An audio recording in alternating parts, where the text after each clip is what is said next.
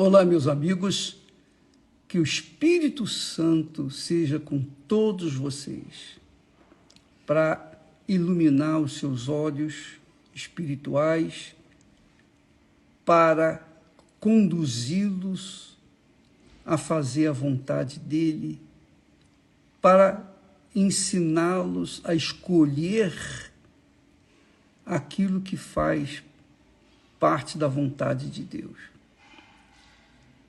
O Espírito Santo vem para que nós possamos entender o nosso Pai eterno e então possamos agradá-lo fazendo a sua santa vontade.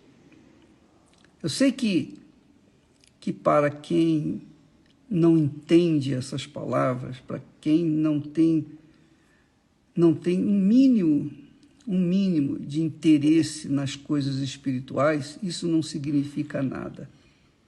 Mas para quem está interessado no que é eterno, o que é eterno? Eu quero que você saiba o seguinte: eterno, só tem uma coisa que é eterna nessa vida. Sabe qual é? Ai, que bacana. A única coisa que é eterna na nossa vida é a nossa alma. O resto tudo passa, tudo cessa, tudo acaba. Mas quem não tem essa visão espiritual, obviamente foca a sua visão, os seus desejos, as suas cobiças nas coisas desse mundo que passam, que cessam, que acabam. É ou não é? Você que tem uma idade como a minha, ou perto da minha, ou mais do que a minha, você sabe o que eu estou falando. Nós já fomos jovens, né? Nós já fomos muito jovens e até entendemos os jovens. Mas você que é jovem, dificilmente vai entender o que é chegar a essa idade e compreender de forma clara a vontade de Deus para a nossa vida. Quando a gente é jovem, a gente pensa nas coisas desse mundo. Os nossos olhos ficam focados nas coisas dessa vida. É igual criança. Quando a criança começa a caminhar, começa a andar, engatinhar, a criança quer coisas que coloridas, as coisas que chamem a atenção, né? Então ela se dá ela se entrega àquilo que ela vê, ela quer pegar, quer tocar, ela quer usar, quer pôr na boca, não é assim? Criança é assim, é coisa de criança mesmo. Se ela pegar uma navalha, ela vai pegar a navalha e vai querer colocar na boca, como se fosse uma bala, um chocolate. Porque é criança, porque a mente dela, tadinha, é uma mente infantil, uma mente criança, é uma mente inocente. Até se entende isso. Mas quando ela vai chegando à idade adulta, ela já vai percebendo a diferença. Ela já vai percebendo a diferença entre o que serve e o que não serve. O que é lícito e o que é ilícito. O que é justo e o que é injusto. Aí, quando ela chega na fase adulta mesmo, ela faz as suas escolhas.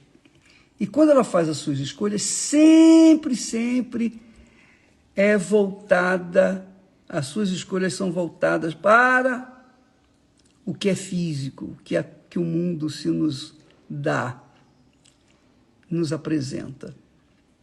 Então, por isso o mundo está nessa esculhambação generalizada.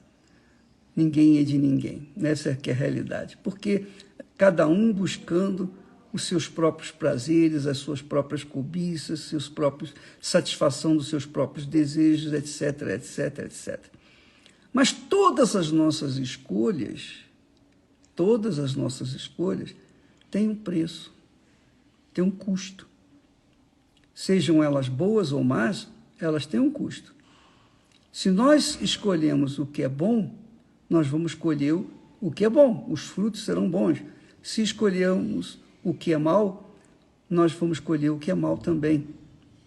E isso define bem Por que que Deus proibiu Adão e Eva comerem da árvore, do fruto da árvore, do conhecimento do bem e do mal? Porque se eles não tivessem provado da árvore, do fruto da árvore, do conhecimento do bem e do mal, eles não teriam escolha a não ser só escolher o bem e viveriam eternamente. Mas porque agora tem conhecimento do bem e do mal, e a tendência humana é para o mal, eles então erraram, pecaram, e a humanidade colhe hoje os frutos das suas más escolhas. Mas não é para a gente ficar desesperado, não é para a gente ficar desanimado, nada disso. Deus nos dá uma visão. Ainda assim, nós temos o senso de justiça e injustiça. Os animais não têm senso de justiça, né? O macaco, por exemplo, eles dizem que o macaco, os que nasceram do macaco, dizem que nós viemos do macaco, os macaquitos. Então, mas não tem nada disso, porque o macaco não tem senso de justiça. Qual o animal que tem senso de justiça? Não, o animal não tem senso de justiça.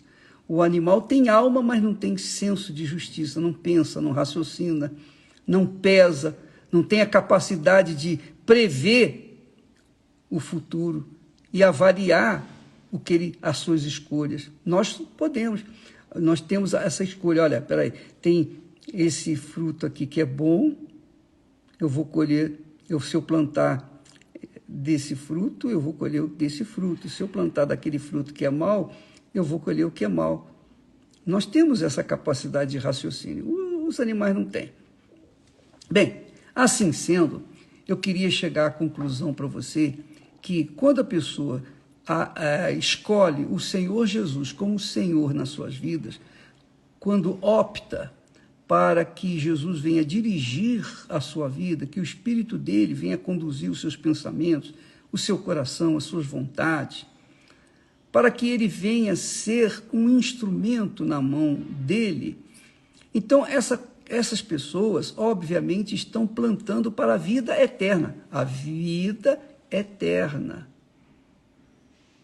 Aqueles que desprezam a oferta de Deus para nós, que é Jesus, então estão semeando o fruto, ou semeando a semente que vai dar fruto para a morte eterna. Aliás, a segunda morte, porque tem a primeira morte que nós conhecemos, todo mundo sabe o que é a segunda morte, a primeira morte, mas a segunda morte é outra coisa.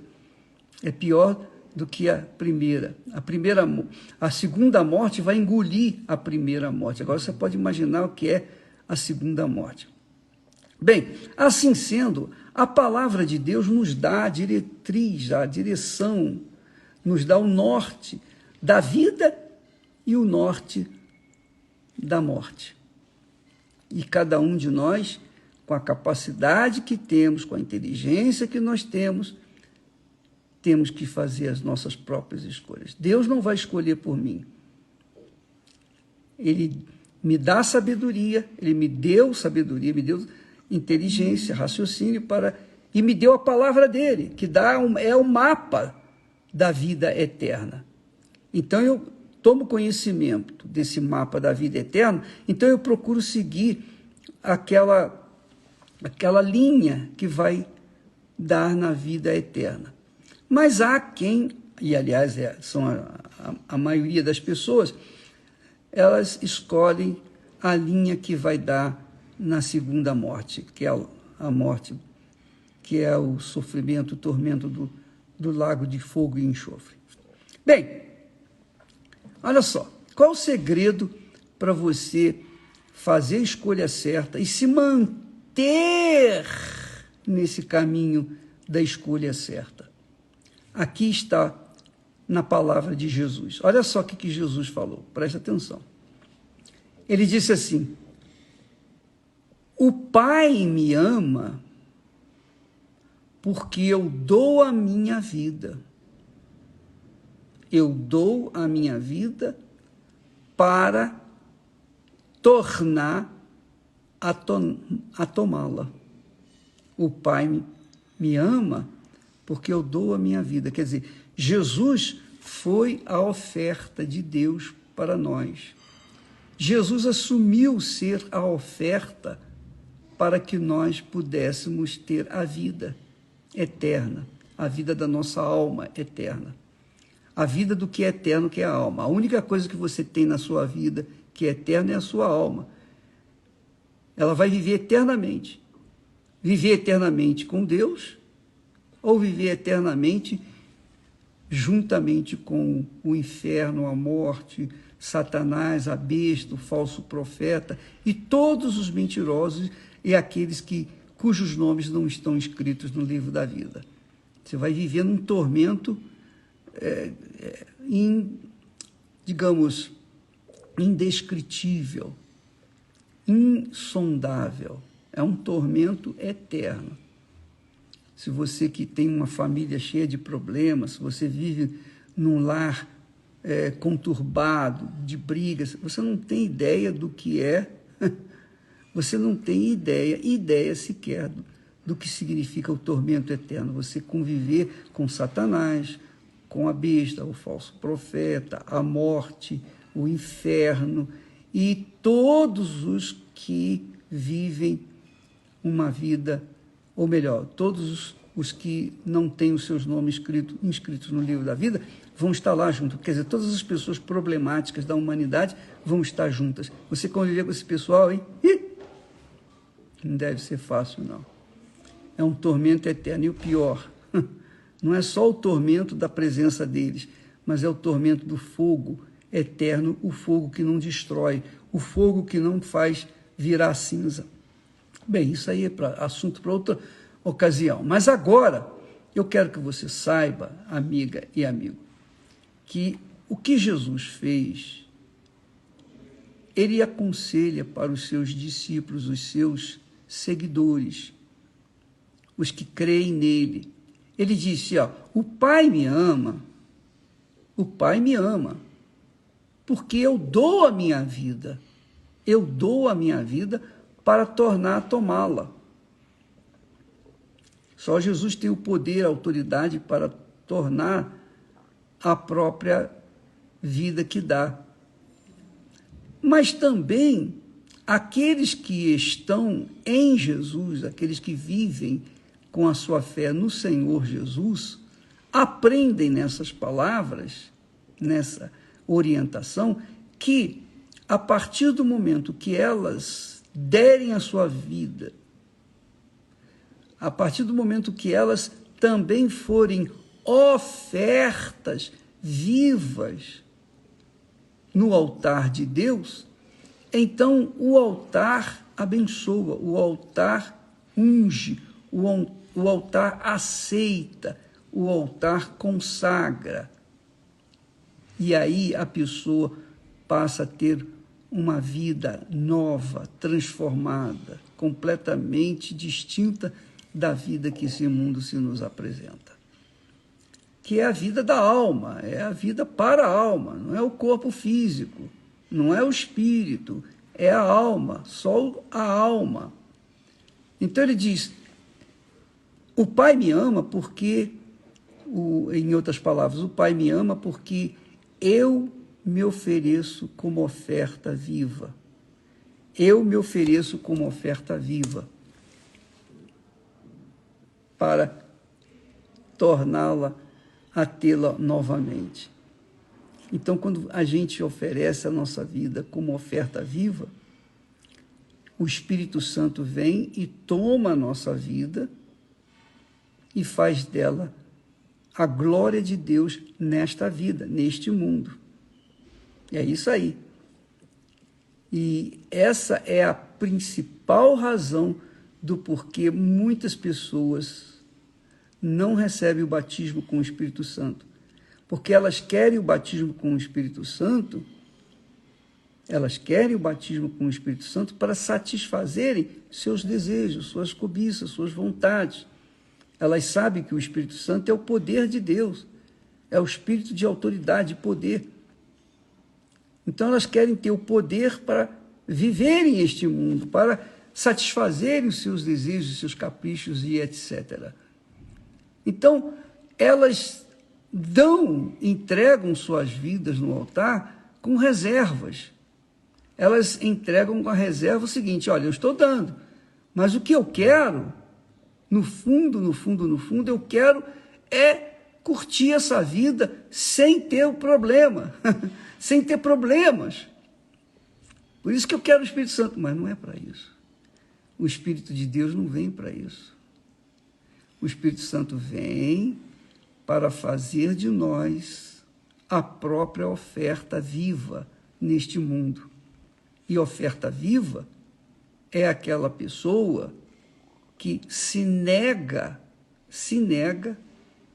viver neste mundo, senão para agradar a Deus. Ela quer viver para agradar a Deus, ela quer viver para fazer a vontade de Deus, ela quer viver para que Deus seja glorificado na vida dela, para que ela seja a glória viva de Deus aqui no mundo. Porque Deus é Espírito, Ele precisa de um corpo para manifestar a glória dele neste mundo. Então, quando a pessoa entrega o seu corpo, a sua vida para Ele, então Ele enche do Espírito Santo para que, através do Espírito Santo, essa pessoa venha a ser a glória de Deus. Com o poder do Espírito Santo, ela vem a ser a glória de Deus, o perfume do Senhor Jesus. Ela vem a ter a imagem do Senhor Jesus nesse mundo. E as pessoas do mundo possam vê-la, as pessoas do mundo que são físicas, materialistas, elas possam ver Deus em nós. Já que elas não conseguem ver Deus na Bíblia, nós sejamos a própria Bíblia para elas, ao vivo, na nossa conduta, no nosso comportamento, no nosso caráter, na nossa verdade, enfim, vivendo a vida de acordo como viveu Jesus. Por isso Jesus disse: eu entrego a minha vida. Por isso meu Pai me ama.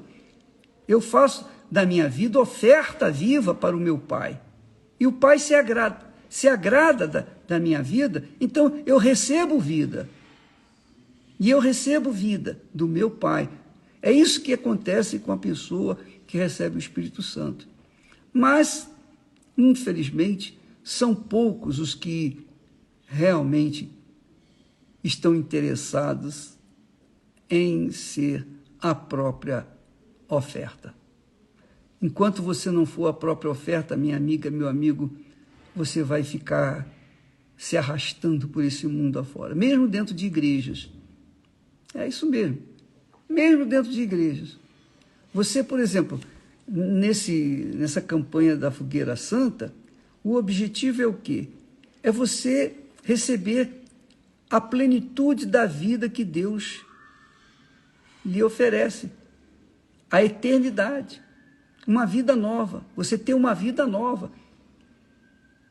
Paulo fala, lá está escrito: aquele que está em Cristo, nova criatura é. Nova criatura é. E as coisas velhas passaram, não existem mais. É uma nova criatura. Então a proposta dessa Fogueira Santa é uma nova criatura. Você ser uma nova criatura. Mas para você ser uma nova criatura, você tem que se despojar, se desfazer da velha criatura. Você tem que se desfazer das suas manias, dos seus desejos pessoais, dos seus sonhos pessoais. Ah, bispo, eu não quero abrir mão dos meus sonhos, não. Então, minha filha, fique de fora. Você vai ver a banda passar e vai ficar chupando o dedo, digamos assim. Você vai ver pessoas curtindo uma vida nova e ficando com digamos, inveja. Você, presta atenção, você tem a sua inteligência, seu raciocínio, seu intelecto, e você lê a Bíblia, você entende, e se você não coloca em prática o que você compreende na palavra de Deus, de nada adianta. Jesus disse: o Pai me ama. Por quê? Por que o Pai me ama? Porque eu dou a minha vida. Eu dou a minha vida. Jesus deu a vida dele. E há pessoas que não querem dar a vida delas. E aí fica difícil. Então, a Fogueira Santa é para isso. ou tudo ou nada, ou é ou não é. Você vai com tudo para o altar, você sacrifica toda a sua vida, sacrifica os seus pecados, suas manias, seus desejos, seus sonhos, você coloca tudo no altar. E a oferta que você coloca no altar, que é o seu sacrifício verdadeiro, representa toda a sua vida, representa o que você era, representa o que você é. Tudo, você coloca tudo no altar, inclusive representa o que você quer ser. Você coloca no altar e aí o Espírito Santo, o Espírito de Deus, o Espírito do altar vem e recebe essa oferta e faz de você uma nova criatura, como aconteceu comigo. Entendeu? Amanhã, às 8 da noite, aqui no Templo de Salomão, nós estaremos falando sobre a única coisa que serve e que Maria escolheu. Maria optou pela boa coisa que Deus ofereceu. Amanhã estaremos falando sobre isso aqui no Templo de Salomão às 8 da noite. Deus abençoe a todos e até lá.